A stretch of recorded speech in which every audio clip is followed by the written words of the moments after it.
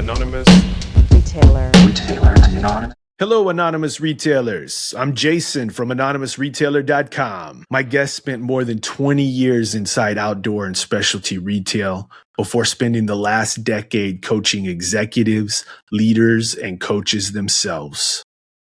She's not a motivational speaker. She's not here to tell you to believe in yourself. She's here because what she teaches works, and because she's from our environment. Please welcome Amy Magyar to the Anonymous Retailer podcast. Amy, how are you doing today? So good. So stoked to be here.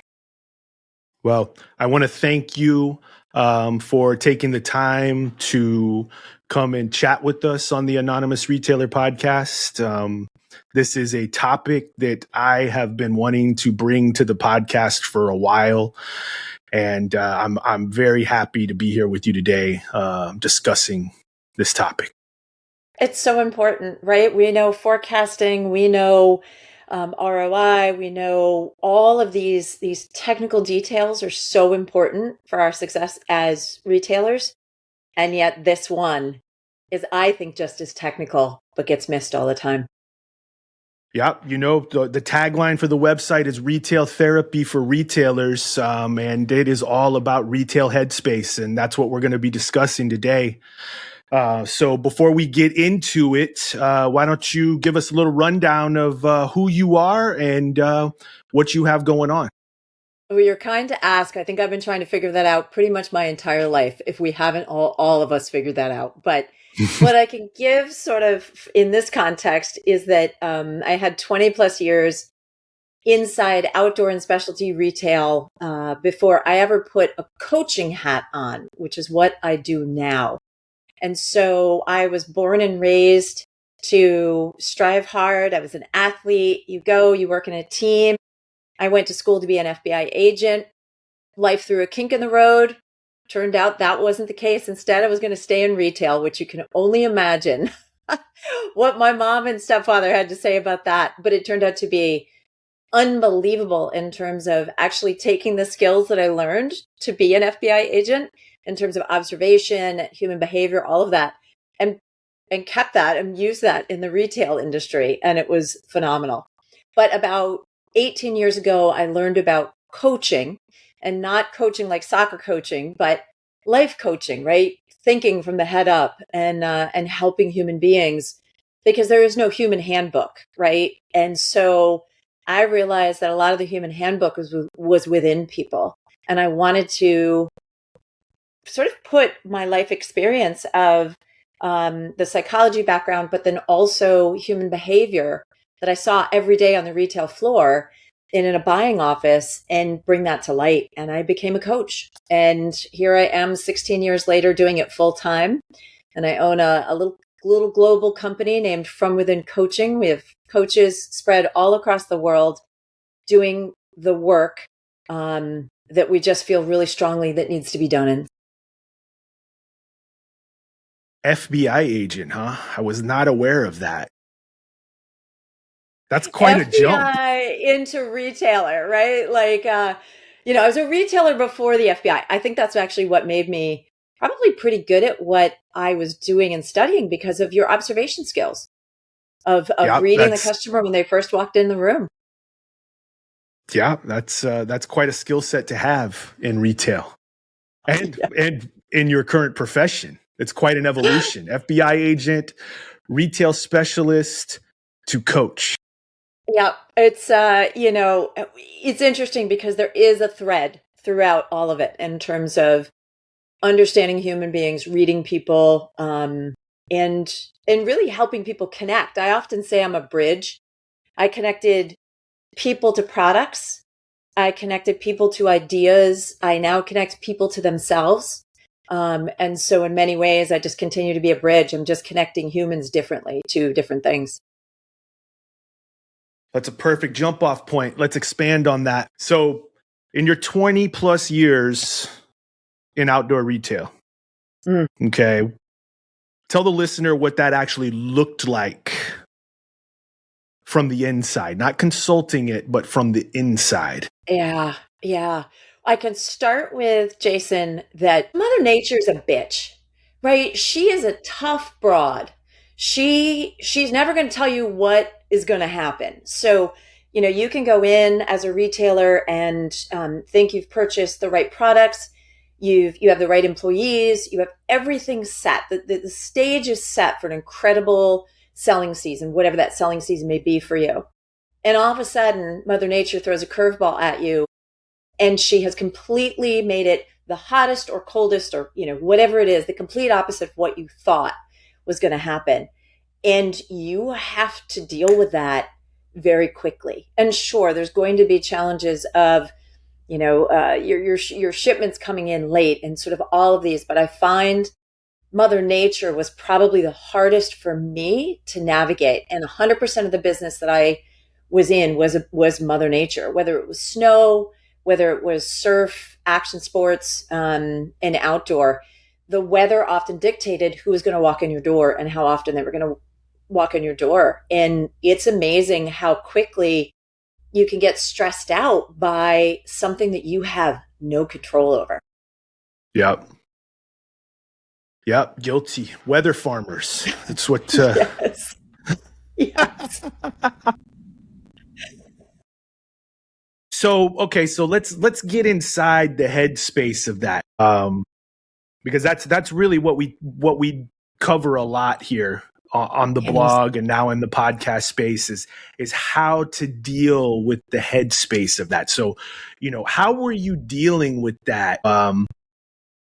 I'm going to give you a story. I was actually talking to one of my colleagues about this the other day. I had a Black Friday at my store at Kingpin's one time. We were selling snowboards and skateboards. And I had a Black Friday maybe 6 years in. Yes. That nobody came. Nobody showed up all day long. And I was freaking out. Now, luckily, Saturday and Sunday, they came through. It's just they weren't shopping specialty retail at that Black Friday. That is an unimaginable level of headspace decay. Frantic. I mean, I was pacing the floor, and you get some of these operators that are dealing with stuff like this, and they're just getting pounded relentlessly. When we look at the past 4 to 5 years of the retail landscape, and we're talking about one Black Friday where Saturday and Sunday came in, and it threw me for a loop. Let's extrapolate that out over the past 5 years that specialty retail and what they've been dealing with, all the way back from COVID to where we're standing right now with a war popping off. Yeah. And a little trade thing in between. I have this vision of you that like Black Friday, like halfway through the day, where you like walked over to the door and you like made sure that the door wasn't locked, right? You were like, it's got to be that I've locked the door and nobody's coming, right? Everybody has that story. Some people, to your point, feel like they have that story every day. Right. Exactly. And it takes a high level of resilience and headspace to be able to manage that. Because when you think about it as a retail operator, you've got to be able to manage your own headspace first and then be able to clearly manage the business. And here's what the headspace is doing. The headspace is in this reactionary mode around money. A lot of the business owners that I've worked with, both in specialty outdoor retail, as well as just in regular sort of, retail, non-industry, as we like to say, real retail, is what I found is about 68% of those business owners say that they've delayed or avoided a major business decision because of the financial stress that comes from being, constantly being in that reactionary sort of mode of there's not enough, I'm not enough, I've screwed this up, I can't do anything right, these things. And by not making the business decisions, some very simple ones, those business decisions aren't being made. And that's creating sort of the ripple effect, right? And that's coming from reactions that they're viscerally having, right? I mean, again, me kind of teasing you a little bit about, I bet you walked over to the door and shook the door. Like you literally have a visceral response when no one is walking in, and you use the term frantic, and frenetic is a word that a lot of business owners and retailers experience, is just that feeling of, what have I done? This was the choice I made. It sounded really good a couple months ago, a couple years ago. What have I done? Right. And that financial pressure is huge. It's real. We have a concept that I've blogged about, and we've talked about it in a couple of episodes, where, everybody looks good in December. And that's what I was banking on that Black Friday. I was planning on looking really good in December, and I had so much riding on that pivot, and it was a very hard lesson for me to learn, and it's like, you get to these points to where you're like, I need this to pop off. And the whole concept behind everybody looks good in December is you need to treat every month that it is December, and it needs to pop like it's December, so that you're managing the whole year, so that when you have nobody coming in on Black Friday, it's a manageable situation and not the situation that needs to happen right away. Yes. And this is where I'm hoping today I'm going to be able to give some true tools to help help retailers look at the horizon and say, yes, this is happening today.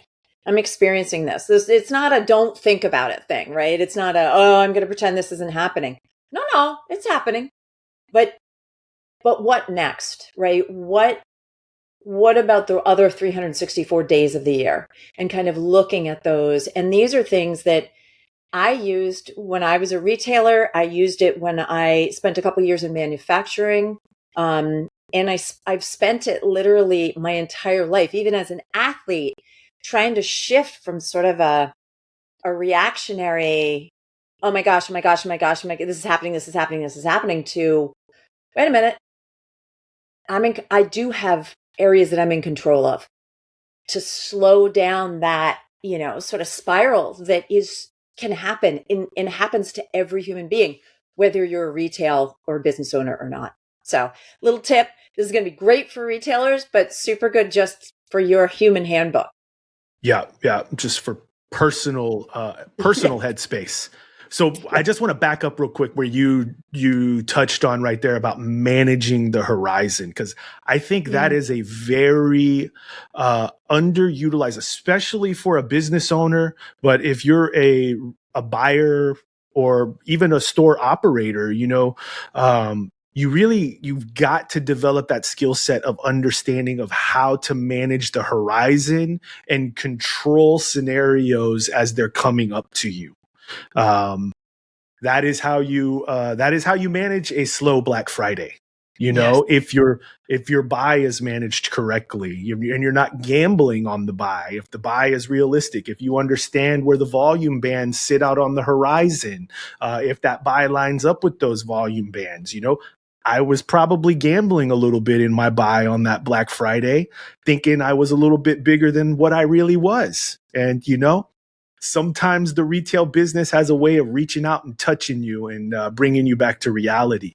And so that's a big thing about what we talk about here on the podcast and on the blog, is managing those time horizons, managing the horizons through sound merchandising decisions, and then just controlling them in and hitting those volume zones and moving on with a clear head.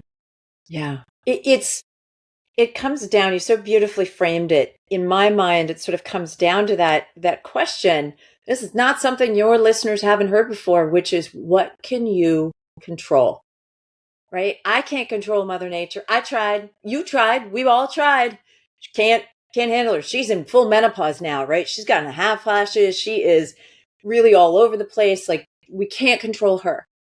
What we can control is how we react to whatever is happening. And for your retailers who don't have to deal with Mother Nature, wow, right? How lucky are you? Consider yourself lucky that you don't have that to try to figure out. But at the end of the day, we can't control our landlords, truly can't control who is and isn't walking into our doors, right? We can market to them, we can put an ad campaign out, but truly we can't, go out. I don't recommend going out in the street and grabbing people and telling them to come in. You may get arrested for doing that.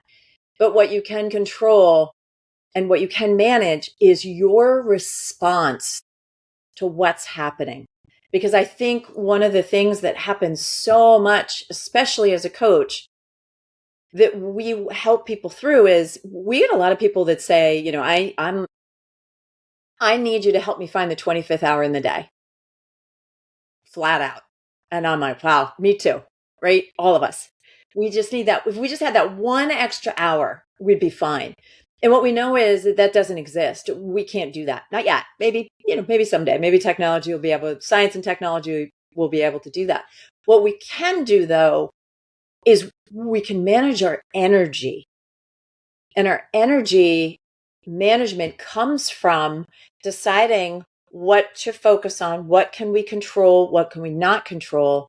And in many ways, when we are we asking ourselves, are we responding to a situation or are we reacting to a situation? And sometimes those words, if you'll humor me for a second, because I think people use response and react, they almost define them the same, and they could not be two different animals in terms of what happens in the human. Will you let me play with that a little bit? No, let's play. Let me just put my thoughts on it. Give it. React is adrenaline based. My rent is due and I'm $1,000 short, which is reality in small retail, independent retail. My vendors are calling me. Nobody's coming in on Black Friday. That's react. Respond is measured. Respond is a game plan. Respond is Headspace. I have the skill sets in place. I've managed the horizon correctly to where I can correctly respond to this situation. Yeah.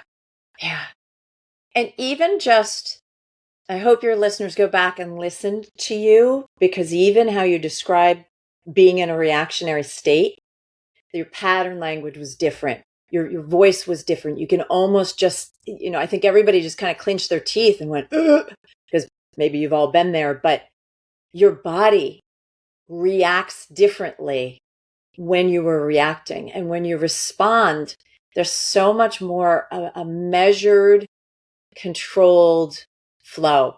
So even just you explaining it, you showed the difference between the two. And the outcome is two totally different things. Yeah. React is going to be probably a little shaky, maybe a little sketchy groundwork underneath you. Respond will be firm footing. You nailed it. You absolutely nailed it. Reacting is instinctual. And in reacting is not a bad thing. Let me just explain that for a second. Is if reaction is sort of a visceral, instinctual, you immediately feel the flare, your body gets hot, you get tingly, right? Your heart rate races, you are in reactionary mode. And that was so important when our ancestors were, let's say, on the tundra and we see a lion coming at us and there's one tree. And, instead of just kind of, thinking, I wonder what the best action for me to take right now is, our amygdala immediately said, hit the tree, get up to the tree. Yeah, a lion can climb a tree too, but you have more ability to survive if you climb the tree versus just standing there and taking on the lion. And so reaction is something that I don't want to tell people don't do, because there are in some situations you want to do it. The problem is that most people react when they should respond. In responding, in my mind, it's a conscious choice. It's a skill of becoming aware of sort of what is happening to you. and resisting sort of the resisting that like desire to act immediately. And instead sort of just mentally pausing, tapping the brake, whatever the metaphor is that you want to use, literally for a split second to ask yourself, I ask myself the question, what's the truth? Because interestingly enough, 99% of the time, what's going through our head is the story we've made up. It may not actually be the truth, because we will, when we react, right, we future cast. Does that sound familiar to you at all? Yep. Right. And it's usually the worst case scenario. It's brutal, right? It is brutal. We go to a whole other world. And I have people who say to me, Amy, I don't even have time to tap the brakes for a second. I have to fix this. I have a customer that's screaming at one of my employees. I have a shipment of Black Friday products that just landed in the Pacific and is not coming into my doors, right? Because the whole ship sunk or whatever it is. That was my entire buy. I'm screwed. I'm not saying that you don't feel the impact of that. But what winds up happening when you react and don't pause for even a second to say, what's the truth, and ask that of yourself, you often actually will spend more time, because viscerally you lose all this energy when you react. And so immediately that triple espresso that you had before you walked into the store that morning is gone. Your adrenaline just knocked it right out of your body. And so you're going to be drained, exhausted, unable to actually make decisions as to now what, because of that reactionary phase. And so I'm going to go back a second for the 25th hour. Can you imagine if you could self-regulate a little better your highs and lows and those energy spikes, of maintaining them and making them a little bit more manageable, so that you don't have the 25th hour in the day, but the 24 hours that you do have in the day, you're not completely blown out and you can actually make some decisions. Does that make sense? No, it makes 100% sense. I'll come to me in a minute, but I was listening to something the other day where they were talking about, the manageable amount of energy that you have in a day. And I just don't think a lot of people understand how much your mental energy gets tapped when you are in this highly reactive state. And you don't have clear thinking. It's just like somebody who goes out and runs a marathon. Your thinking on the other side of that marathon is not the same as it was when you started that marathon. Yes. You're toast. You're thinking about, I need to go lay down. Like, you do not have the wherewithal to change a tire if needed. Exactly. And when you actually need to react, when you actually need to make a snap decision because it's life and death, you're so fried from snap decisions all day long, you can't make them. And you can't, again, there's only so much you can gain from a triple espresso. The timeline of that, of the productivity of what you're going to have is going to be really small and tight. But you can't depend on that. And I think I'm going to talk about this sort of use the B word, which is sort of the burnout that, at least for the clients I worked with, we did a study, and about 64% of entrepreneurs who reported burnout, what they were reporting really was chronic daily fatigue and exhaustion. But it wasn't so much like the physical body tired, but they were more in a fog. And that fog came from not being able to sleep and being in reaction mode and not being able to recover. I mean, I work with athletes too. It was a little side hustle in helping them in the performance. And there's no thing in as an athlete of overtraining. There's actually something called under recovering, where you're not recovering. And I think what I'm trying to share a little bit, I think you're picking up on it, is, life is going to happen. Retail is going to happen. Mother Nature's going to throw a curveball. Trade wars are going to throw a curveball. Pandemics, wars are going to throw curveballs at you. how you respond to that and how you decide to face it is going to be what determines the victory for you or not. And, with athletes, the most important thing for them to do is to recover. But I don't know that as retailers, we take that on as a tool that we should use. And recovery doesn't just mean sleep. It could mean, listening to your favorite music, taking a walk with your dog, being with your family, the forgotten family of retailers, right? Whatever it is that helps you recover, that is going to keep you in this place where you can then look out into the horizon, right? Here's that horizon headspace to say, what about, yes, this is happening to me today, but where are there opportunities in the other 364 days? And that's not being Pollyanna, of saying like what's happening to you right now isn't real. It's real, right? You're experiencing it. The fear is real.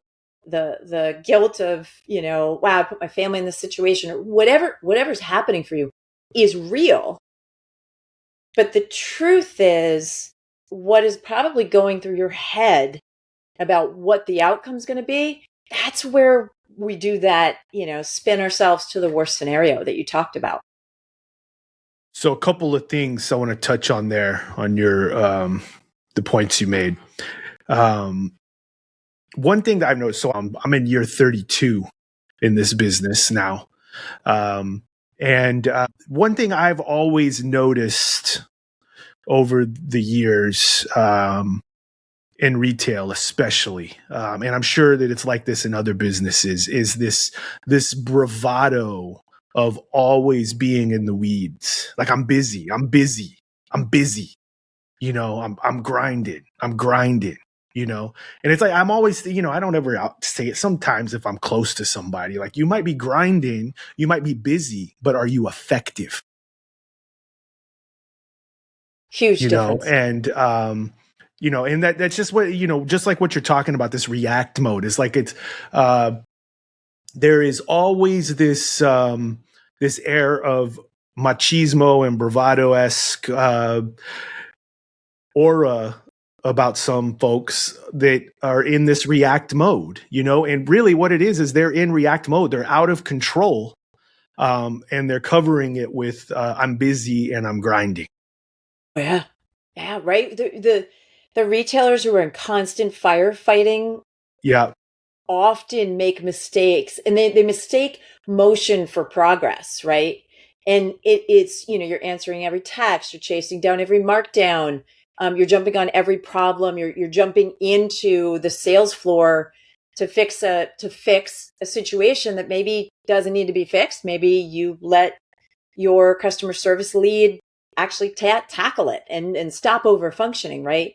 But you just have this sense, and again, the responsibility feels real, but it's habit that you're doing. It's not the store demanding it of you at times, but it is your habit. It's that thing of, yeah, but if I don't, Amy, the business is going to die. And wow, that could be the case. I don't want to say it isn't, but is it going to die right then? Right at that second? Probably not. But again, that visceral reaction, and let's be honest, you and I have definitely been on the high of, there's something about like, wow, look at us, this valor of we're grinding. We haven't slept in days. We've gone to the trade show. We've slept maybe 2 hours, but we got these great deals, or we got this situation figured out, or whatever it is. It's like, yeah, I won. Meanwhile, you're totally crashing and you're not good to anybody. And you're probably pretty snippy with your sales staff, the team, the managers, whoever you're surrounded with, family, friends, all of that. And again, that takes more energy to clean up than if you just paused for a second and made the decision not to actually say exactly what's coming to your mind right at that minute. Because probably what's going to come out of your mouth, you're going to spend hours trying to clean up. Yeah. I want to come back to your statement there that you just said.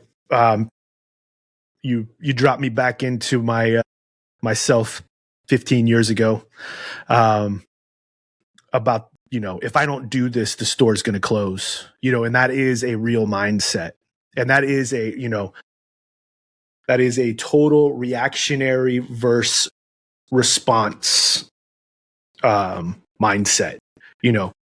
That is the reactionary, like, I've got to hold all this stuff tight. I'm holding this, this ball that's barreling down the hill together, and it's just me holding this thing together. Whereas maybe if we took a little step back, breathed a little bit, invested a little bit more in training people, had a little bit more clarity on what the horizon looked like, then it becomes more of a responsive situation. Yes. Like, it doesn't have to be me all the time. Wow, that's the other thing too, right? Yeah. Yeah. I have taught, and that's it. That's part of this headspace. Part of this headspace is, being capable of letting go, being capable of transmitting your knowledge to other people and letting them fly. Yeah. So that you can breathe and focus on what needs to be handled. I want to touch on something that I think is so important around this reactionary, being reactive.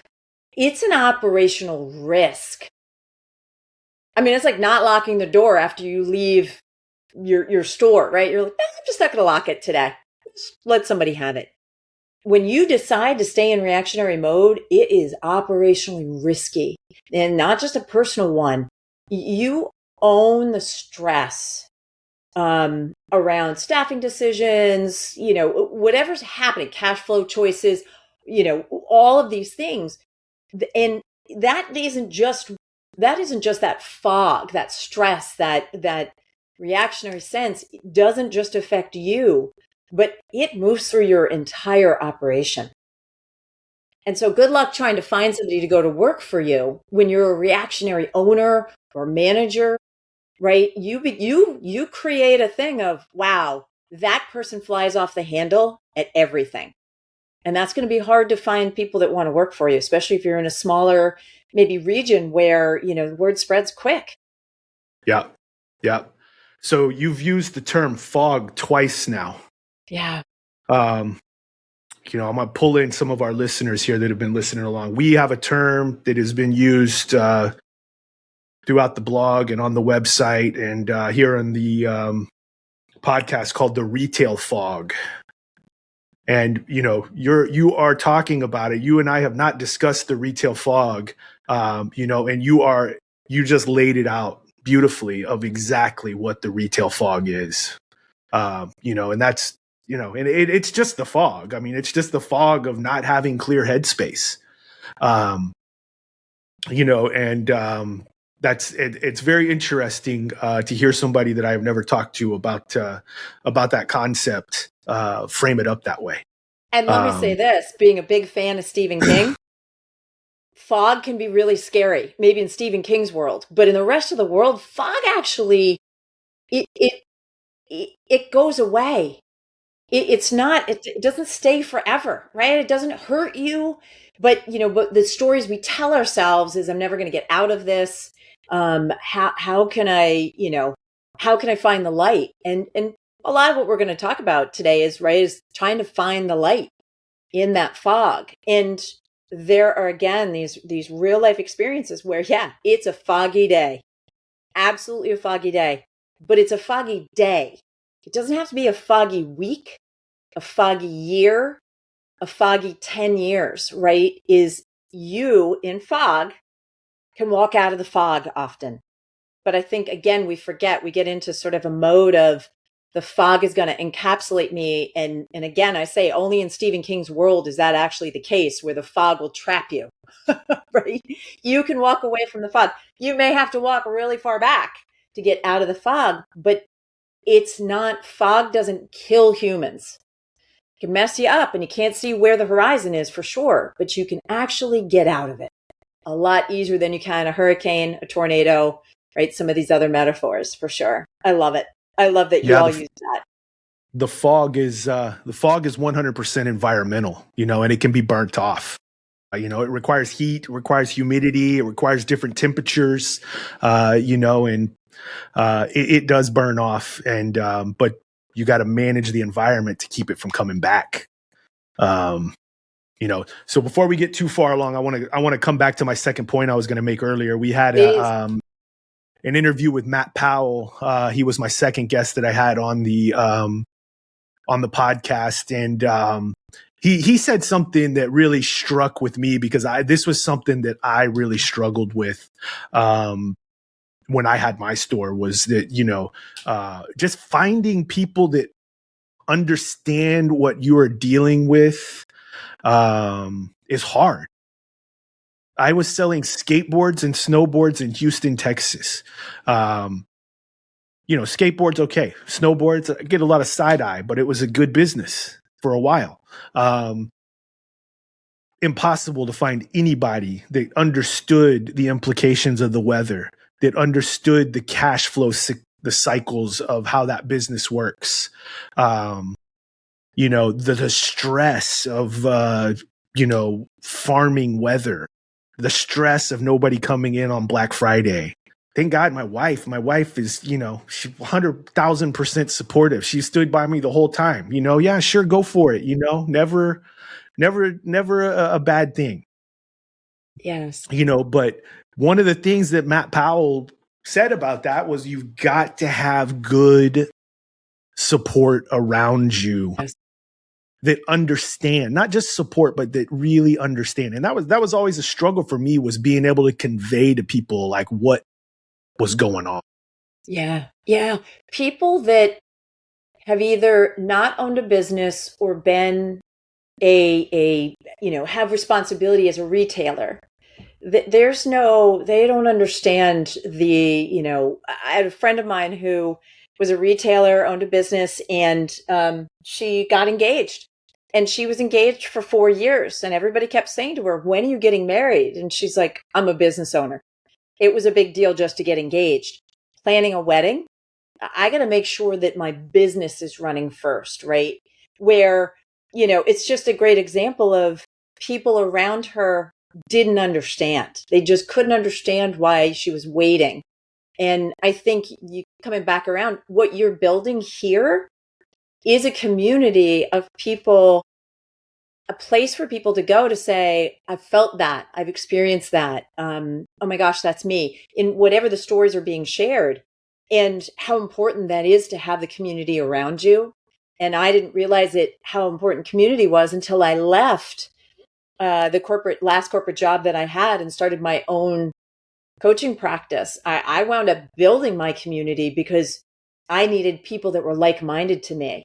I will say this, be careful about that community, because if you're the average of the 5 people that you spend the most time with, if 4 out of those 5 people are reactionary, guess what you're going to be?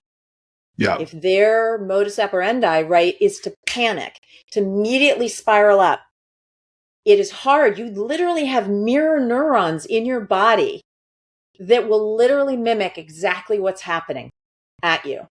And so when you're choosing that community, make sure that it's a community that's not just talking about the what, but the now what, right? And in coaching, that's a huge part. People come in, they drop their stories with us. This is what's happening for me. This sucks. I don't want this.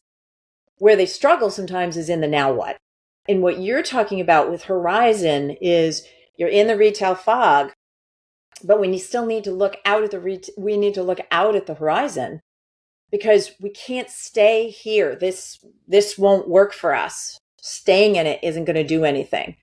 Stepping out of it, moving towards it, finding a pathway forward is going to help you be able to move through that and ultimately shake or disrupt the thought pattern of, oh my God, oh my God, oh my God, I can't believe I did this. I can't believe I did this. I can't believe I did this. Because that really doesn't serve much in terms of you moving forward to figure out how to remedy whatever's getting thrown at you. Very much so.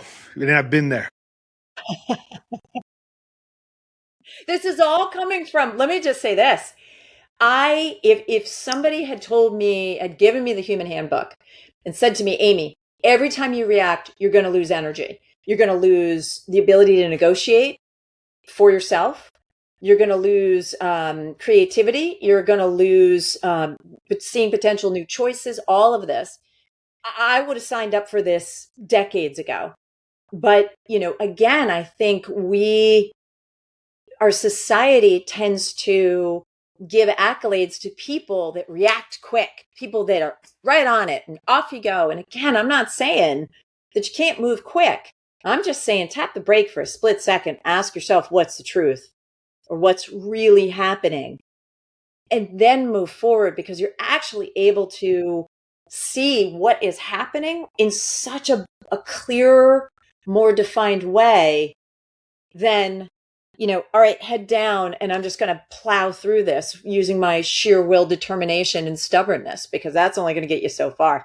And it's going to make, right? That's a great point you make. It's like how, if you want to be in the space of being able to make those split second decisions, you have really got to have your hand around your faculties, and in a retail setting, you've got to understand your data. You've got to understand what the horizon looks like.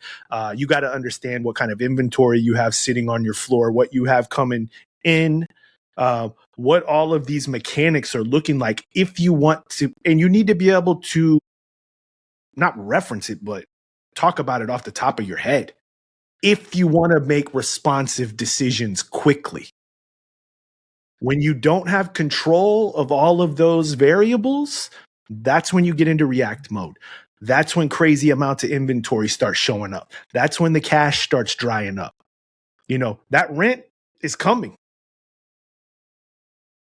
We can't have all the inventory sitting on the floor hogging up all the cash, and I'll tell you what, the learning to respond versus react can save your life. 100%. I don't often tell this story, but when I was in college, working my way through, thinking I was going to be an FBI agent, I worked in the sneaker industry. I was a sneakerhead. I sold the first Air Jordan. Like, I'm that old, right? And I worked in a store in downtown Georgetown, and we would often have people that were dealing drugs come into the store, literally throw money at us, and just, hey, I just need a size 8, pair of shoes, and off they went. And I had a gun held to my head. And I was not alone. My manager was in the back, but the young man who was in reactionary mode was screaming at the manager in the back, if you walk through this door, I will shoot her. And he said to me, I need you to open the drawer, open the drawer, give me all your money, give me any money that you have. And I said to him, I don't know what, this was the one time when I was younger that sort of I came into response mode. But my response mode was looking at him and saying, this is going to go one of two ways. And I'm really rooting for the second way, which is you walk out of here alive, and I do too. So I'm rooting for us. And the kid was like, okay, open the safe, open the register, which I did, because I knew right then that was not the time. I didn't have, even though I was in training to be an FBI agent, I did not have what I needed to be able to win that. And I went to that response. And what's interesting is, because I wasn't reacting, it helped him slow down. And I think because there was a chance that I was going to get shot, because I have a feeling I was his first robbery. He was very nervous. And, that was just one of those moments of, wait, if I can stay in responsive mode, again, mirror neurons, I may be able to bring his level of reaction down, because his level of reaction is going to get me killed. And so, there was nothing, the manager, I felt guilty, right? I gave thousands of dollars away that day. The company I worked for didn't yell at me. The manager didn't yell at me. Everybody was just glad that, that I was alive, that we all survived that. But it was definitely a moment of, if I had chosen to react, which was even to just start crying, because I was scared. I wasn't not scared, but I think it would have made him even more unsteady. And that probably risked my life. That's an amazing story. All my years of retail, I've never been held up. I had my store broken into, never held up. Fingers crossed. Yeah. Knock on wood. To everyone out there, I don't recommend it. It is a life lesson. Yeah. Use my lesson. You don't need to live that one. Yeah. So let's move on to tactics. Okay. Yeah. Sure. That was a very, very good section there on react versus respond. How do we train somebody to stay in response mode, or how move them across the spectrum from react to respond? Yeah. The number one thing is you gotta be aware that you're doing it, right? So you gotta grab it, you gotta catch it.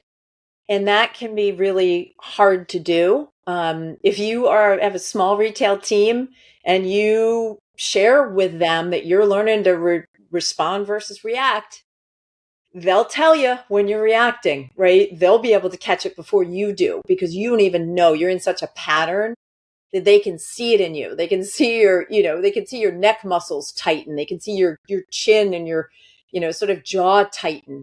They know. The people around you know when you're in reaction mode much quicker than you do. But if you don't have that, or you're not vulnerable enough to sort of say to people, hey, I'm working on this, is when something comes at you, one of the first things that you can do is just, I know it's going to sound airy-fairy and woo-woo, but check in with your body for a second. Are your shoulders up here? Are you clenched? Are your fists tight? Are you shaking? What is happening for you? If you can catch the physical manifestation of that reaction, that's a good sign that tells you, hey, I'm reacting or I'm about to, right? Or even I notice, and this is just me, maybe because I played soccer. I didn't play soccer in college. But growing up as a little girl, I played soccer. Is the first thing that I want to do when I'm in reactionary state, I want to kick something. I don't know why. Maybe because it was the ball coming at me and I had to react and kick at it, or whatever it is. But literally, my foot twitches, and that helped me realize, oh, okay. Well, don't kick anybody because that's not really going to work on a trade show floor, even though I probably wanted to. But what it did was it told me, hey, Magyar, you're in reactionary mode. And that first step is catching it. Because if you don't know you're in it, you can't stop it. You can't change it. You can't shift it. You can't play with it. You don't even know. You're just spinning. And sometimes after the reactionary moment, you're so exhausted that that's maybe when you realize that was a reaction. I will say this, most of the time when we react, we are reacting to someone. And so when somebody sort of pulls back or frowns or physically moves back, ding, ding, ding, ding, ding, ding, ding, ding, you're reacting because their reaction is to move away from you. Whatever you're throwing at them, they want no part of. So even other human beings can tell you just from how they're reacting to you as to whether you're reacting. So the first thing is catch yourself and don't beat yourself up because you've been in this pattern for a while. Like that's human beings, right? We have pattern language and we have human and pattern behavior. So catch it, try not to judge it, but just say, what was it about what happened just then that caused me to react? But once you start becoming aware of reacting, for me, I catch it and then I ask myself that question, what's the truth?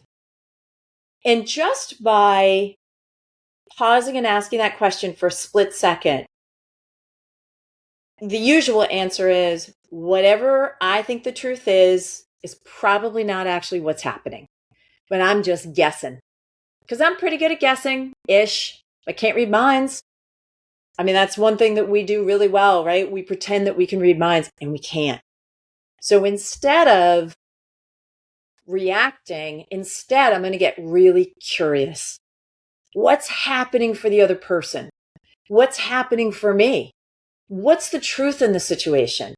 Is it really going to be where I just went and I'm going to lose the business because of X, Y, and Z that just got told to me, right? It's thinking kind of big picture, but it's that pause that is going to be key in that question. What's the truth or what's happening? So awareness, catch it, curiosity, question it. And not question it judging, question it coming from a place of what could be actually happening. And if you still don't know, ask of the person, of the supplier, of the customer, of yourself, is that gets you to slow down and look at what really is happening and not the story that you're telling yourself. Do those first initial steps kind of make sense? Yep. Yeah. Yep.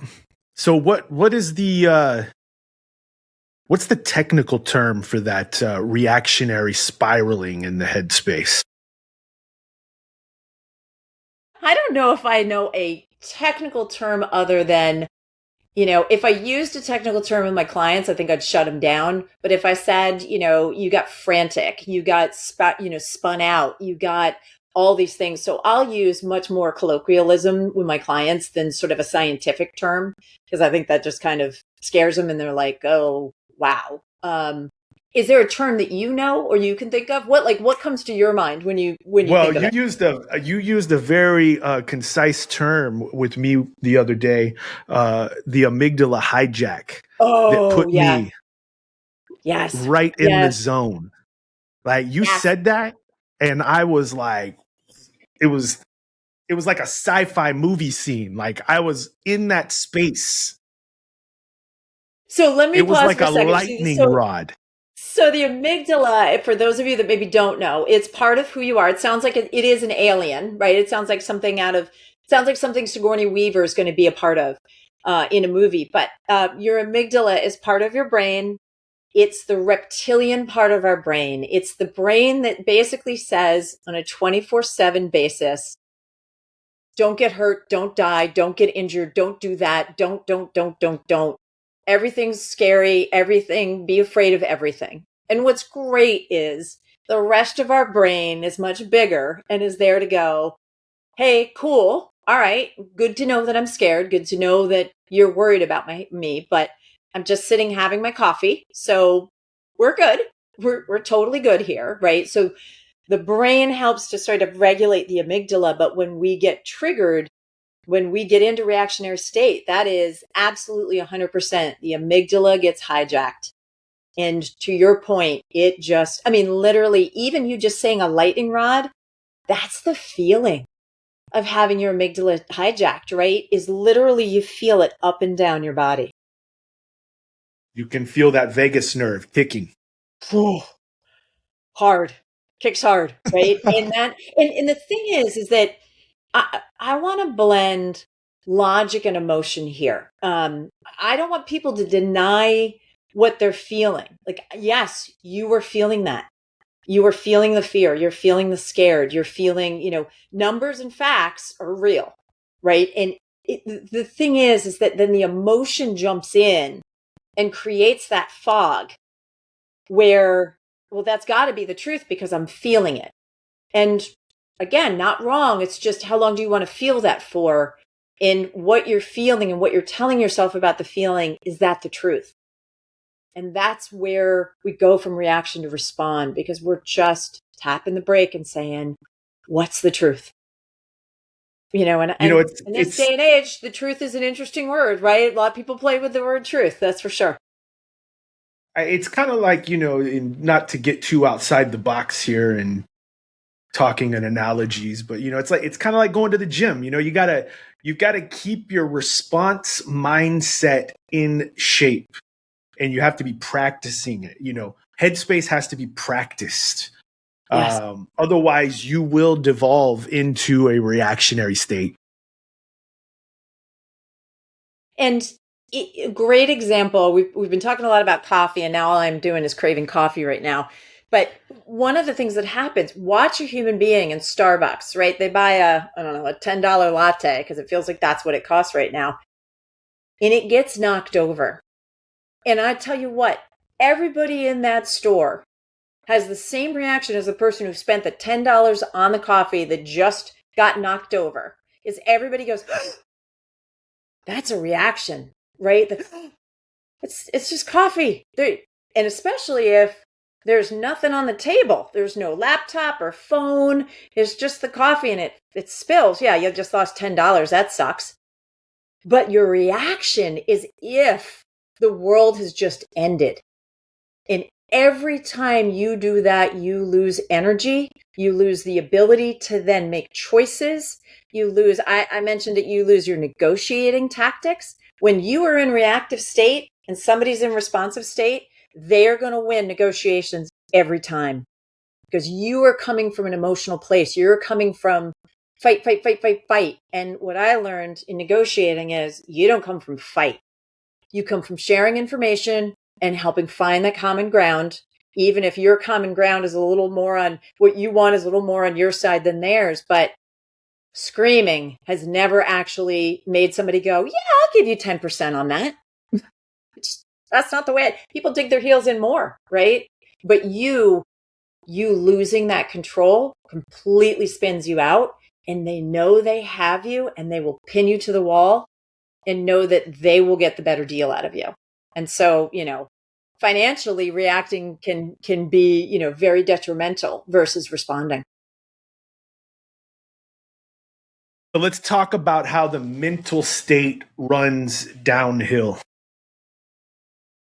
Yeah. Right? We've all been in a situation where we walked into a room and we all have this moment of, oof, whoever's sitting in that room, you can just tell they're having a bad day. They're just, bad energy is oozing off of them. They don't even have to say a word. How they're sitting, maybe their arms are crossed or they have a look on their face or whatever it is. You're just like, wow. You can just feel that energy. Now imagine if you are that person and somebody's walking into your office every day and what they're getting is that you in that reactionary state. One, they're really not going to enjoy working with you. Two, they're also going to think that maybe you're a little erratic too, because you're not grounded, you're not level. You sort of show up frenetically, kind of like a good jazz song. It gets frenetic, like cool, but I can only listen to frenetic jazz only so long. I got to walk out. So anybody that is working with somebody that is in that reactionary state, number one, if they're not aware of a mirror neuron and how being reactionary can actually be contagious, just like responding can be contagious, right? I tried to make that young man try to respond to me versus react to me. It runs downhill in everything, in the people that you're working with, the people that work for you, your sales staff on the floor, but then also customers. Because if your team that is your customer service in the face of your company is like jumpy, well, that isn't really going to be a great, sort of feeling. And so a lot of it is, again, for fear of sounding a little airy-fairy, it's energy. It's that, what is somebody going to walk into in your retail space and feel? And sometimes it's even the music you're playing too. Sometimes, listen, there is music I snowboarded to, skated to, surfed to that I just adore and will love, but I don't know that I would play it in my store because it was just too high. It was just too almost like reactionary. And I'm not saying play the soft tunes, but every part of you being a reactionary human being trickles down to pretty much everybody because most people don't know how to sort of block that. I'm teaching you how to block it too, because if you're learning to be more responsive, you're going to help the people that work for you learn to be more responsive so that when a crazy customer comes at them, they're not going to be in reactionary mode. They're going to be in response mode and be able to bring the whole situation down, because that's how problems get solved, is when we're in response mode. Well, let me just step in for 1 second. The thing that I have a note here for myself, the thing about, we were talking about retail fog is, what does fog do? It doesn't just stay at the top. It like settles in, right? And so reactionary fog, being reactionary is just like fog. It settles in. And so, again, you can open the door and release it, get it out. It doesn't have to stay in anymore. Use a fan, whatever it is, right? Ask yourself what's the truth, get into responsive mode, and that fog will dissipate. But, just like fog, it will take over an entire room. Yeah. It will take over the entire room. You are 100% correct. And then it's trapped indoors. Yeah. Yeah. You know what? Being reactionary prevents you from listening because you're in defense mode, right? You're in, I've got to win this. I'm at war and I've got to win this. And it may feel like war at the time, but you're actually not battling hand-to-hand combat. But you stop listening. And the second you stop listening, you stop being curious about what's happening for the other person, for the customer that's pissed, right? For the employee that's pissed at the other employee, all of those things. And so, because what's going on in your head is not what's happening, but it may be more so, how do I get out of this? Right. And so there's so much more of a fight or flight reaction to it versus staying and not fighting, but staying and trying to understand what's really happening so that you may have to flee, you may have to fight. But boy, those are conscious choices versus that visceral reaction that happens. So you talked about coming out of that state. What does the stabilization look like coming out of that state? Wow. Let me paint a picture for a second here, right? We all got into retail for lots of different reasons, but I think the theme is probably same as we loved what we were selling or buying to sell, or right. We came in it because we love the product. We love the customers. We love the community. We want to offer this. We wanted to get more skateboarders out there. We wanted to get more people on snow. What I wanted to get in the beginning of my career, I wanted to get more runners out there running and enjoying their time on their feet, right? But nobody tells us that running a store is sort of mostly going to be an exercise in managing their own nervous system under financial pressure, right? Nobody said, hey, cool, great, you want to open a store. Guess what? Doesn't matter what you choose. Doesn't matter what the product is that you buy. Doesn't matter if it comes in on time. Your number one job is going to be to manage your nervous system, right? I don't know many people going into business for themselves, or definitely not retailers, who are told that. And I think that is the gap for independent retailers where, they're kind of burning out. They don't know what it is that's burning them out. And really what it is, it's their own nervous system. So imagine, right? I'm talking about all the scary stuff that happens when we're in reaction mode. When we're in response mode, we have more energy. We're not burnt out. We feel more grounded. We just feel healthier because literally our brains are not in this hijacked. We're actually in there with our brain. We're not letting the amygdala kind of hijack it and run it off. And so imagine walking into your store and being like, I don't know what's going to happen today, but we're going to navigate it. And that sounds really simple, but it's just that feeling of whatever comes at me, we're going to handle it. We're going to handle it. And it's that calm. Doesn't mean that stuff isn't going to go sideways, but it is a sense of a deeper calm. And you start getting excited again. Maybe you start touching the product on the floor, or you yourself as even the business owner, you go out on the floor and maybe you fold a couple of things because you want to get your hands back on the product that you were so excited to bring in. So when you feel reconnected to your store, to the people that work for you, touching the product, wanting to be out in the community, there's one of the beautiful benefactors of going from reactionary to response stage. What's coming up for you when you've been in response stage and maybe just, sidestepped a little reaction? What's that feel like for you? How's it manifest for you? You lose the aspect of time. One of the biggest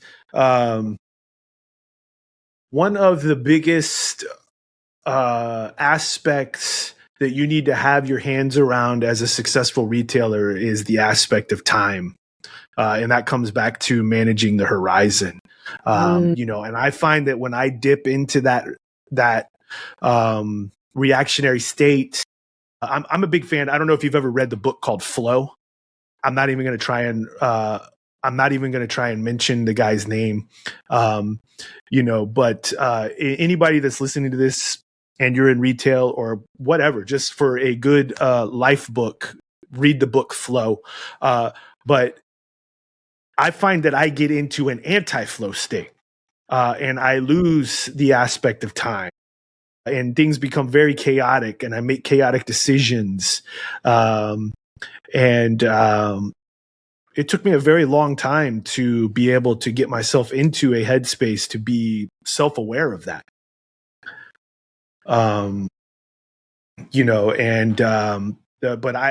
That's probably the number one symptom that I see when I slip into a reactive state is things start moving very fast. If you've read my content, you've listened to my podcast, I'm a big manage the horizon person. I like to deal with things when they're 10 miles out and slowly manage them in. When things get close in and the wheels start falling off, I'm human. I do get stressed out just like everybody else, but I lose that. I get into a very unproductive flow state. There's a positive and a negative flow state. And I find that I lose the aspect of time and I start making these very chaotic decisions. Yeah. And those chaotic decisions look like markdowns. They look like, and that's something. Let's talk about markdowns for a second. When you were in response state versus reactionary state, you were going to mark down your product less often because you're not in panic mode. You're like, maybe I do one item. Maybe I don't do the whole category. I just try one thing. Maybe I don't do it at all. Maybe it's just the day that everybody looked at it and said it was too expensive. But then the next day somebody walks in and says, I'll take 10, right? Is that when we go to responsive state, we're not frantically marking everything down. We don't need more recovery time, right? We probably need less because we're not so, blown out. You're not losing staff, right? That's a great example of being in reactionary mode is your turnover. But instead your staff is much more relaxed, happy, they're in flow, they're at ease, the customer comes in, right? These are some of the other tangible things that happen when you are in a state of response. Yeah, versus, as you said, that sort of anti-flow. It's such a great way of describing reactionary, for sure. Let me just give a little bulge to this conversation. And let's take it from the operator side in that amygdala hijack, and let's move it down to the sales floor. We had a great episode on 2 months ago, Steven Gendron and Andy Phelps from Cranky Bikes up in Canada. And Andy Phelps dropped the term, it's active or death. And we were talking about active selling on the floor. And what you were talking about there we were talking about this markdown and, if we keep the sales floor in a productive state and out of this reactive state in an active, not reactive, active state, we don't have to take the markdowns. And that keeps us in a responsive state. And so there's a whole level of management throughout your whole operation of active responsiveness that we don't talk about it enough as retailers because we are caught up in the mindset of I'm hustling, I'm grinding, I'm busy, and really I have found more oftentimes than not that is a cover for I'm out of control. Wow. true. And when have we ever in our life had something positive come from being out of control? I mean, there's not many things I could think of. I don't know about you, right? Yeah, you might, there might be an anomaly here and there, but you can't reproduce that. When we're in this responsive state, you have tactics in place that you can duplicate. I can duplicate how I train somebody to handle this task, and we can repeat that over and over and over again. When I get in this frantic state and I'm just making these little short decisions, that can't be reproduced. Right. And really, especially you as a former business owner, you were the steward of retail to every single human being that worked for you. They will tell stories about you till the day they die, because I know I do. Whether it was the person that owned the company I worked for, whether it was the manager I worked for, right? All these things is how you're showing up day to day. Is you're either going to be the butt of a joke of, I never want to work for that kind of person again, or, wow, I learned so much from him or her. I learned that if I stayed, that if I stayed in a responsive sort of mode with a customer, that we can find the common ground to help get them to the yes and get the product out the door, whatever it is, versus battling them. And, these are the stories that, and helping people understand that retail isn't just a thing that a 16-year-old kid does before they go to college. It's a way of earning a living. It's a life. It's an incredible, when it's going well, there is nothing better. You're providing a service. People are happy. You're paying a livable wage to, no matter, whatever age, stage, or wage the people are that work for you, right? You're giving them this place and you're giving them an experience. I know when I started hiring people, that I would absolutely ask them about their retail experience. If somebody said to me, yeah, no, I don't have any retail experience. This was when I slided over into the manufacturing side at the end of my career. And they said they had no retail experience. The interview was done. It was over.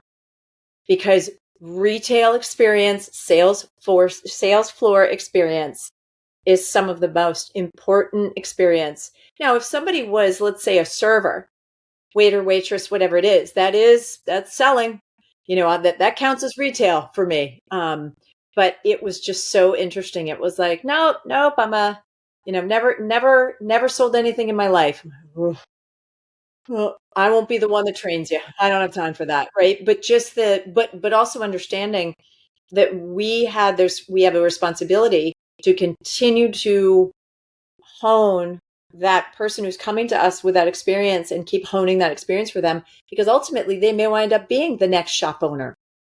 You may get them 100%. To buy, your business or to start a business on their own, right? Those are the stories and those are the things. So in many ways, we have a responsibility not only to ourselves, but to those that are a part of our organization to stay in response versus react. It's just healthier for everybody. So coming back to what you were saying there about, people working in the shop and, when you're a business owner, when you're a retail store owner and you're an operator, even now today in my day job, I manage a small team, you need everybody to be effective. If there's 3 or 4 of us working there, like everybody's got to be strong. We can't afford to have somebody not be strong. So you have to be in that stewardship mindset of like, if you're going to work here, not only are you going to catch a paycheck, you're going to get educated. Yeah. And if you're going to work with me, you are going to need to be able to operate just as if I'm not here, because I cannot be here every day.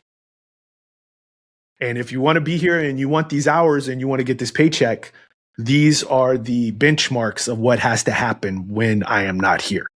Yeah. Yeah. You're going from also shifting from over functioning as a business owner to functioning and allowing somebody who may be under functioning because you're over functioning to actually come to functioning, right? And that's a whole podcast in itself as well. But yeah, I'll come back to that thing of I can't be at this store always. And to be honest with you, that is probably something that I don't know that I learned until later in my retail and manufacturing career is when you step out of your store and you can go walk into somebody else's store, whether it's in your hometown or you're traveling, walking into a store that has nothing to do with what you sell, and go look at how are they displaying? How are they, what are they doing? What can you learn from them? When you're in that responsive state, right? You're going to see so much more that potentially you could bring back to your organization, but you have to be out of the store to do that. And in order to do that, right, you got to make sure that you have people that are feeling that they have some ownership in the organization, that they respect you. And boy, is it hard to respect somebody that's reactive. A lot easier to build respect when there's response instead of react. So we moved along here. So I want to, because we're talking about operators here again, and I want to jump on this topic of passion versus headspace. Now, I'm going to tell you a story, okay? Please. Love it. Give it. So when I opened my store, okay, I opened in 2004, and I was coming off of a 10-year run. I started out as a retail salesperson at 19 years after I'd spent 2 years on the mountain teaching skiing, moved right into specialty sporting goods while I was going to school. Started out as a young salesperson, worked my way up, became GM of 3 different stores within that chain over a 10-year spread. And I was like, I'm going to open my own store. And I made that leap, fully jazzed up. I was 29 years old. And I opened my store. I signed the lease, 1,300 square feet on a main street in Houston, Texas. It was crickets for 6 months. Now, you want to talk about an amygdala hijack? It was brutal. My friend and I would sit in a chair in our front window. I had a Quiznos next door, and we would take bets on if somebody parked in front of the store, if they were going to come in or make the left to go into Quiznos. Now, luckily for me, I was selling snowboard stuff in Houston, Texas, which is a rarity. Christmas time showed up and the flow showed up, and we were off to the races. There was nothing in my 10-year experience that prepared me for that first 6 months of being in business. I learned a lot about myself. Luckily, I did not have a bunch of inventory breathing down my throat, but we barely squeaked it out of that first year. But we did it, we made it, and we had a good 12-year run. But it's a big thing. You get a lot of people that they go into business. Maybe they're interested in paper. They open a little paper store, a little stationery store, a sneaker boutique, whatever it may be, that they are highly, highly passionate about that retail business. And then the reality hits. The rent comes every 30 days. You've got to pay your employees. You need a day off. You need to breathe. You've got this inventory is not selling. I've got to mark it down to move it. Now all my cash flow is gone to pay the bills, to pay the employees. And how do you bridge that passion to mindset that needs to be developed? It's such a great question. And I hate to sort of answer this as it depends, but hang in there with me.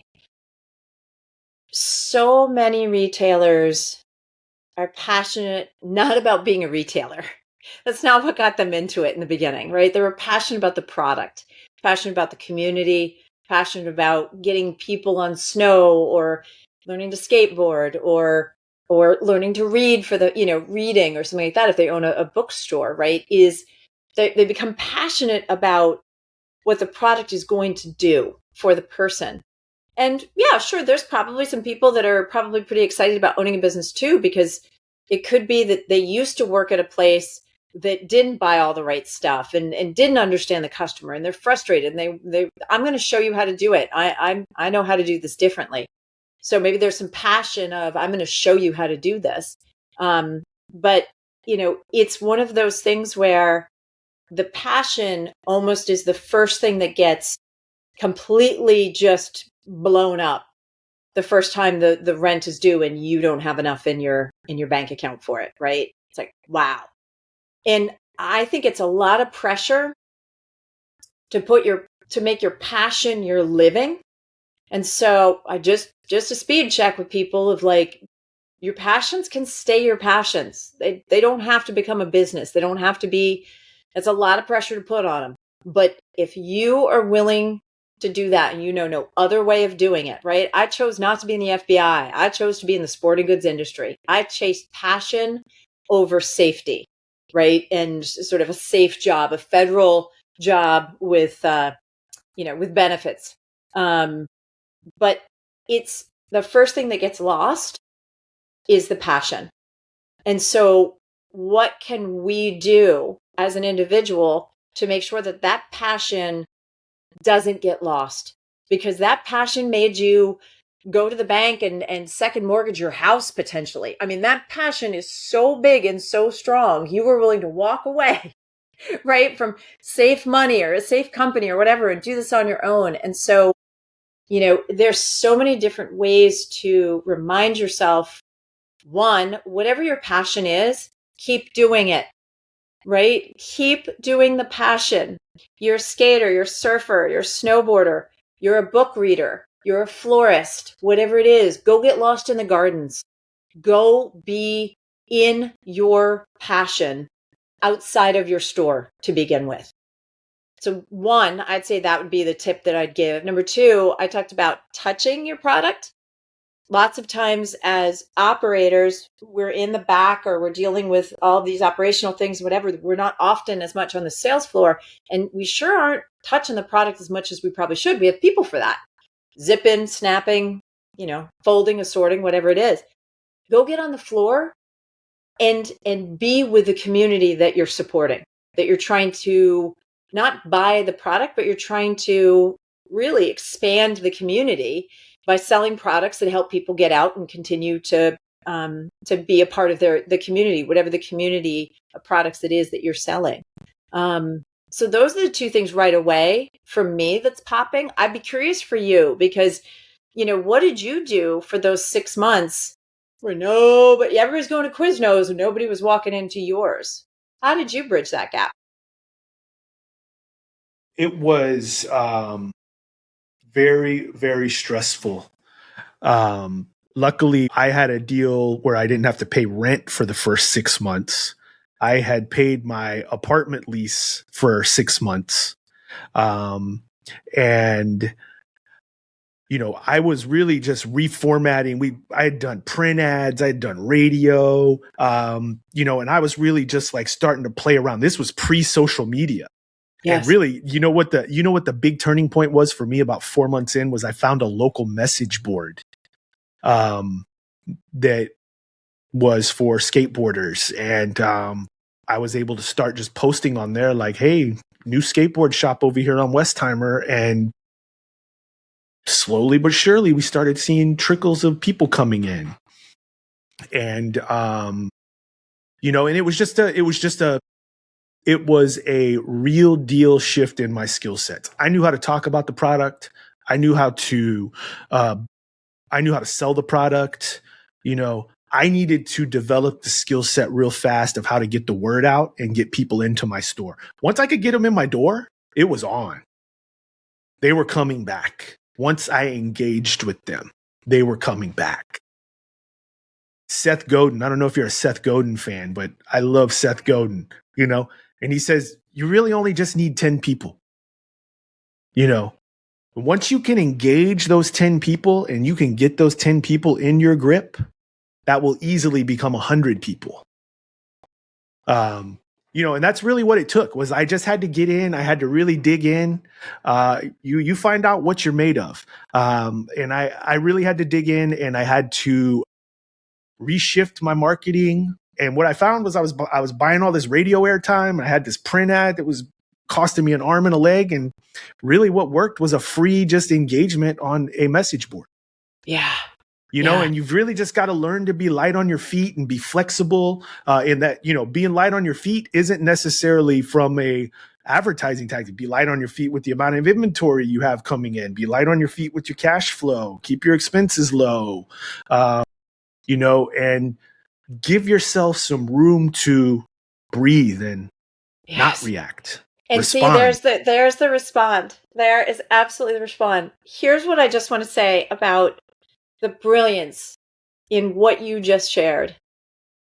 The tip I was given, even though I own my own business now, it's not in retail, right? It is a virtual storefront. I'm still in customer service, but I'm not selling the product I'm selling as a human being, right? It's a coach.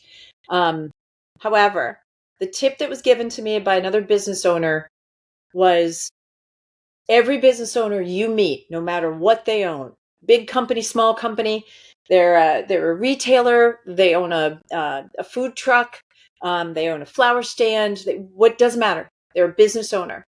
Ask them what was something that they learned that they'll never forget, right? Or what's their tip that they'll never forget that was given to them. And you just did it. You just said to people who are maybe listening to your podcast for the first time and considering becoming a retailer is that you just shared, negotiate into the lease that you do not have to pay for the first 6 months of your lease, because it's going to give you some breathing space. Make sure you've got yourself taken care of financially, because if it doesn't hit right away, right? But what a gift you just gave people by sharing, and what a gift this whole podcast is, because what we're doing is we're just telling stories, right? And sharing our experiences and lessons learned the hard way, right? From, bloody lessons kind of thing. But it's so powerful, the community that you're building, because it's tough to learn it on your own. Sometimes we have to, sometimes we don't have somebody in our lives, but everybody runs into a business owner once in the day at some point. Pull that business owner aside, ask them those questions. Hey, I just started a business. It has nothing to do with the kind of business you have, but what is a piece of advice you would give me about owning a business? And I think that is so powerful, and you did it beautifully. Well, thank you. I wouldn't be here to talk about it if I didn't live through it. It took me a long time to be able to pull all this together, to be able to openly talk about it. It's not an easy thing to close a business down. We weren't in bad shape, but it was just the economics of the situation and the landscape were like, it's probably time to set the sun on this. Yes.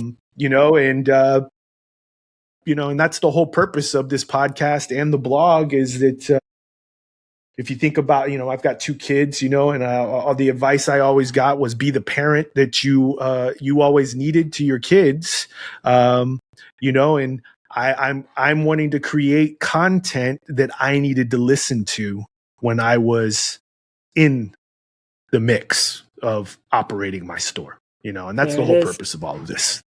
Love it. It's just, so let's get down here.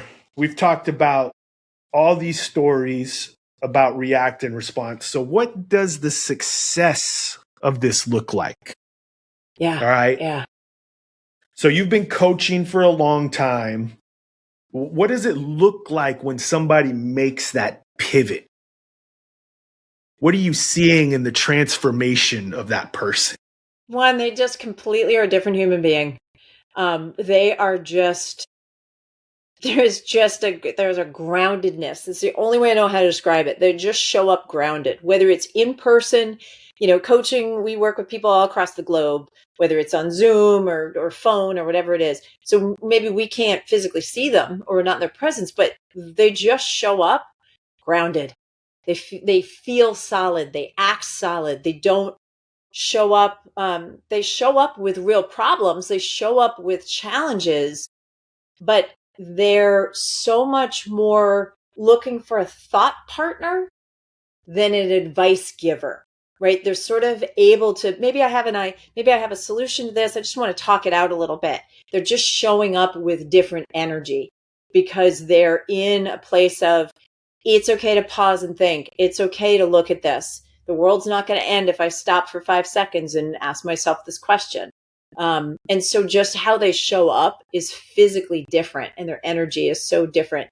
And they start making better money because they're not doing the crazy markdowns right away. They're not selling off their inventory quickly. They're not pissing off the employees that work for them. They're not creating more issues from being in a reactionary state. So it's not that issues don't happen, but they're much more able to also start to talk about the horizon and what is next for my business, and what is next for, should I be thinking about bringing in a new product category or a new brand to compete with it, or whatever it is, or should I expand to another store? They're looking at horizons and versus sort of it's transformational coaching versus transactional. I got this problem right now and I've got to fix it. And that's shifts. So from transactional to more transformational is really what I see often. So would you say that dealing with that horizon is a shift that you've seen in people? Oh, yeah. When I talk about the horizon a lot with some people, they're like, what are you talking about? And it's like, well, if you're going to be in retail, you need to know how to deal with timelines and the horizon. You can't be in this short-sighted, like now. You want to deal with the horizon and bring it into you. Yes. Yeah. And for so many people, I think of as an athlete, every sport I've ever competed in or been a part of, where your eyes and your head go is where you go. So if you're on a bike, you're on a skateboard, you're on a snowboard, tennis court, whatever it is, if you look down, you lose everything else that's around you, right? You're so focused that you miss the bigger picture, you miss what's happening. And usually where your head and eyes go, you go, so you fall. And so what I like to say is one of the best things that we can do is look out at the horizon. If we're riding a bike, snowboarding, skateboarding, surfing, running, whatever it is, don't look immediately down at what's in front of you, but just look out a little bit. And honestly, that's what happens in fog. Is you can't look so far out. And I'm not talking about, 20-year horizon, because sometimes that's just too far for people. And in the fog, you can't do that. But your lights, the way a fog light is designed not to be able to see what's right in front of you, but what's a little bit more forward in front of you. And that metaphor of having your eyes, sure, every once in a while you need to look down, but do it quick. And then look more ahead of you, because that is going to be where you're going to wind up. If you're driving a car and you're driving at 50 miles an hour, it doesn't matter where you actually are right now. What matters is where you're going to be in 2 seconds from there. And so if you have your head down, you're going to miss so much that could wind up, being both dangerous and or just an opportunity missed. And so that horizon check, and this could be a tip is, maybe build a horizon check into your week, right? Every 15 minutes, look at what's aging in inventory or what's coming in cash, 30 to 60 days out before it becomes a crisis that you're reacting to. Lots of times retailers do this because they're just like, I don't want to see what's about to happen. It's like a car crash. It's it's a train wreck, whatever it is. I get it. I've been there. And yet you wind up cleaning. It takes longer for you to clean that mess up when you don't look than when you are looking out at the horizon. And you can catch things maybe a little bit quicker, and maybe prevent something from getting completely catastrophic and out of control by looking out at the horizon. When they're manageable, not necessarily quicker, when they're manageable and you can get your arms around it. Yeah. Yeah. Yeah. Absolutely. All right. Love it. So I like to close out with 5 points. Okay. Okay. So we have somebody in full react mode right now, independent retailer. Okay. What do you think? What does that look like? What do you think they do? They reach for the markdown, they fire off an angry email, and they hire in a panic instead of a plan. That's what reaction is, right? They are making decisions, but they're making really bad decisions often. Yeah, agreed. Yeah. Again, just like we said earlier, you know, good decisions aren't made in short time frames. So productive pressure versus the kind of pressure that's eating you alive. How do you tell the difference? Productive pressure has an endpoint, and a plan attached to it. Something's going to end, right? And sort of, but there was a thought put into it. The kind that's eating you alive, it has no off switch, and no one else who knows it's happening often is, it's sort of a very internal thing that happens. And nobody else knows that it's happening for you. Yep. So what do you think an independent retailer constantly underestimates about themselves? Themselves, right? Yeah. And their ability. Yeah. But no joke, though. I think how much of their stress is actually a solvable systems problem, whether it's cash visibility, markdown planning, staff planning, rather than a personal failing. Because I think immediately what happens often is a retailer will go to, I'm wrong. I've done something bad. We get into being like 5-year-olds. I'm no good at this. I'm no, whatever, versus really sort of focusing on, again, what they can control, and that this doesn't mean makes you a bad person. It's just, this is an experience you're having and you can get out of it, but it shouldn't completely crash you. Yeah, I think there's a very misunderstood level of self-discovery that goes on, especially with somebody that really gets into, you're passionate about whatever it is that you're passionate about, and you decide to get into retail business with it. Just like that same experience I had in that first year, Mm-hmm. You learn a lot about what you are capable of in that business. And I will tell you, knew. And I will tell you, you are a better retailer because you learned a lesson, and it may have been the hard way, but you were a better human being because you learned it. You're going to make all new mistakes and none of the old ones because you learned it. Don't need to learn that one again, right? I mean, that's the thing about it, is that's the beauty of what you're doing here too. People are still going to trip and fall. People are still going to be like, oh, I heard this podcast and they told me never do this. Well, I tried it and it didn't work, but they had to do it for themselves, right? Yeah. That's just part of the learning side. But yeah, if there's any way that we can, with some of our stories and the shares, can help them, maybe not, they may trip, but if they can catch themselves on the trip, then they're not going to actually hit the ground.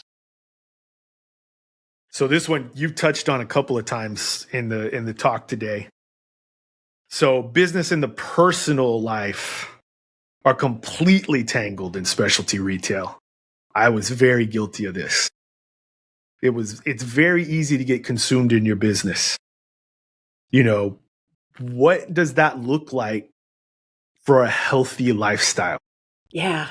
So there's this thing called work-life balance that people talk about, and it's such bullshit, because on Christmas, if you celebrate Christmas on Christmas Eve, your work and your life should not be balanced. Your life should be so much higher on that, sort of on that of what's most important is being with family and maybe surviving, Christmas Eve or whatever it is. But I don't want your work and your life to be at the same level. No, it needs to go this way. If you're a tax accountant, April 15th, yeah, there's a good chance that night you're not going to be home to be with your family for dinner.